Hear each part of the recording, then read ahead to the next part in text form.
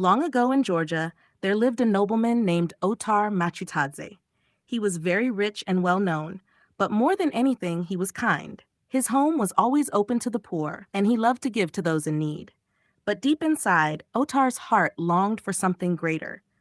Under his fine clothes, he secretly wore a rough hair shirt to remind him of Christ's sufferings, and he prayed day and night for the strength to leave the world behind and follow God more closely.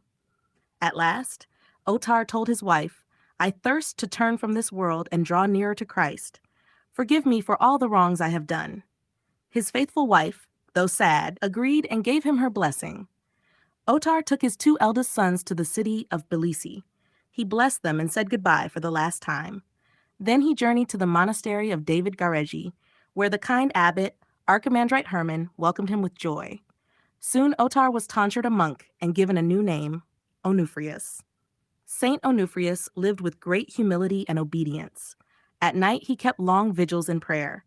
During the day he went to a quiet ravine, chanting psalms with tears in his eyes, asking God to forgive his past sins. He ate only once a day after Vespers, just bread and water. One day, enemies attacked the monastery. They stole the church's treasures and captured some of the monks, including Onuphrius. The invaders even planned to kill him. But God protected him, and in time Onuphrius was freed and returned safely.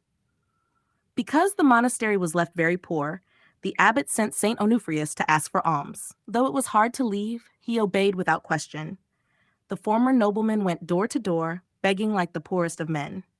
In the town of Tskinvali, he saw a crowd leading a young man who was possessed by a demon. They were taking him to a fortune teller for help. With courage, Onuphrius cried out, "My children, this is not the way of Christians. Bring the boy to me." The boy's mother knelt before him, begging. Onuphrius raised her up and said gently, "I have brought earth from the grave of Saint David of Gareji. This will heal him." He mixed a little earth with water and gave it to the boy to drink. At once, the boy was healed. Onuphrius continued his mission, then returned to the monastery with many provisions and his youngest son, John, who stayed with him. Another time, an Arab man with a wounded eye came to the monastery. Saint Onuphrius washed the eye with water from Saint David's holy spring, and the man was healed instantly. Later, Onuphrius desired to take the great schema, the highest monastic vow. The abbot told him to go and pray at the grave of Saint David for 30 days. Onuphrius prayed with all his heart, and God revealed that he was worthy. After that, he became schema monk Onuphrius. He took a vow of silence, wore a heavy chain under his clothes, and slept on a ragged mat on the floor. He left his cell only for the divine services. When he grew weak and could hardly stand, the brothers begged him to rest on a bed. For the first time since his vow of silence, Onuphrius spoke. "I vowed to end my days on this mat." Saint Onuphrius endured sickness with patience and thanksgiving, always praying, "Lord Jesus Christ, Son of God, have mercy on me." When visitors came, he would say with deep humility, "Let me kiss the edge of your garments and wash your feet with my tears." At last, he received Holy Communion. 18 days later, on the great feast of Theophany, he peacefully gave his soul to the Lord.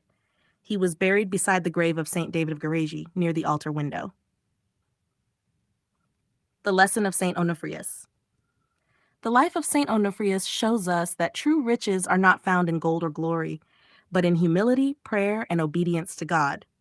He left behind his noble house and earthly honors and gained a heavenly crown instead. His feast is celebrated with love and reverence in the Orthodox Church, especially in Georgia, where his holy memory shines like a light.